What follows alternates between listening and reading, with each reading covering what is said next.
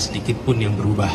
Ikhtiar kita untuk bekerja menghadirkan keadilan, menghadirkan kesetaraan, menjaga persatuan, jalan terus. Tidak ada yang berubah, tidak ada yang bergeser, dan tidak ada yang melambat. Tadi kita sampaikan kita jalan terus sesuai dengan semua rencana, dan kita kirimkan pesan pada seluruh rakyat Indonesia.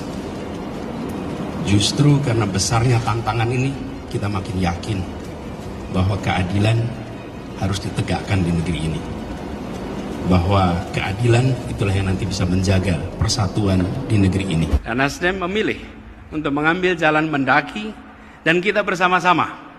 Saya mendapatkan kehormatan